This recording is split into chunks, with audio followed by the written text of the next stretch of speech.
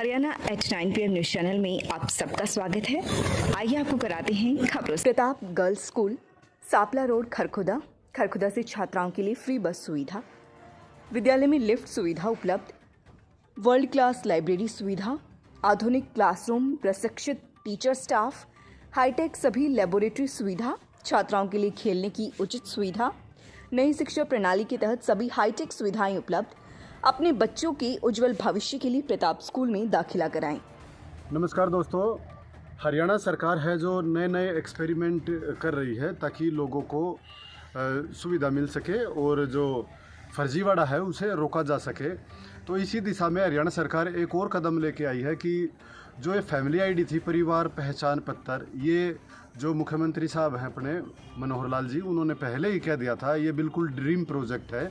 Dream project का मतलब एक सपना लिया है कि भाई इस तरीके से सुधार किया जाएगा। तो एक सुधार की दिशा में एक और कदम बढ़ाते हुए जो फैमिली आईडी है उसको प्रॉपर्टी आईडी से अटैच करने की योजना चला दी है और वो अटैच करने के बाद ही उसकी रजिस्ट्री होगी प्रॉपर्टी की। इस तरह का प्रोजेक्ट नया तैयार कर लिया है। तो अब जो आगे रजिस्ट्रियाँ होंगी, सोनीपत और करनाल में ये पहले प्रोजेक्ट तैयार किया गया है। इसमें जो प्रॉपर्टी आईडी है उस प्रॉपर्टी आईडी से रजिस्ट्री होगी और प्रॉपर्टी आईडी को ही एक विशेष नंबर माना जाएगा, उसी को इंतकाल, उसी को रजिस्ट्री, उसी को सब कुछ माना जाएगा। तो आने वाले टाइम में इंतकाल के लिए अलग से चक्कर नहीं काटने पड़ेंगे। जो प्रॉपर्टी आईडी नंबर है जो एक बार ही जारी होगा वही रहेगा और उसके मालिक बदलते रहेंगे, बस नंबर वही रहेगा। इसी तरीके से इंतकाल का भी यही होता था, ज़मीन अदलती बदलती रहती थी, उसमें साइज़ कम बत्ती होते रहते थे। तो इस लिहाज से प्रॉपर्टी आईडी भी प्रॉपर्टी के भी टुकड़े होते रहेंगे और वो फैमिली आईडी के साथ अटैच रहेगी।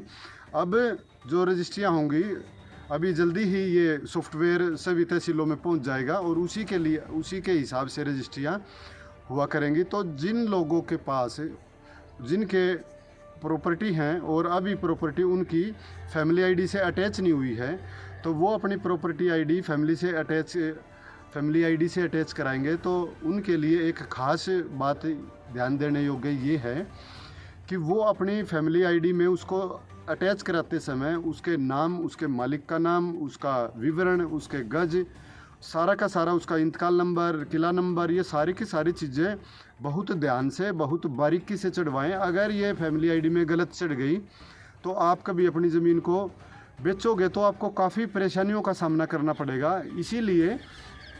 इसीलिए आप लोगों से अपील है, अनुरोध है कि आप ये काम जब भी आप अपनी फैमिली आईडी में दर्ज कराओ प्रॉपर्टी आईडी को, तो विवरण अच्छे से दर्ज कराना, नहीं तो आपको इसी तरह से चक्कर काटने पड़ेंगे। जैसे अब किसी को फैमिली आईडी में कुछ चेंज कराना होता है तो काफ़ी चक्कर काटने पड़ते हैं।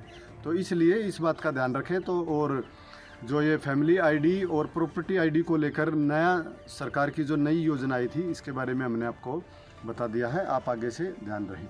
लगातार खबरों से बनी रहने के लिए चैनल को लाइक, सब्सक्राइब और शेयर जरूर करें। धन्यवाद।